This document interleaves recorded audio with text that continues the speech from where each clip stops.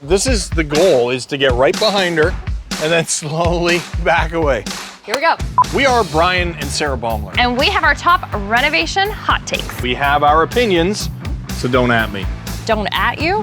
Okay, you first. When it comes to adding value to your home, adding tech doesn't mean you'll necessarily get the money. Things go out of style very quickly. Not everybody wants your tech. They want to customize their own homes. But if it is your forever home, you may want to think about a small investment. Yes, you might. My hot take is I don't believe in the trends of the season. Instead, look for pieces that are classic and timeless. Now you're talking about me. You do it so well. We've been doing this a long time while raising 4 children. So when we do have the opportunity, we take a break and we take the kids and we travel with them. We use RBC international money transfers to pay for our vacation rentals. They don't charge any transfer fees and it's fast and secure. That was a great hot take, but I have one more. Flip-flops are better than work boots. You can go ahead and at him.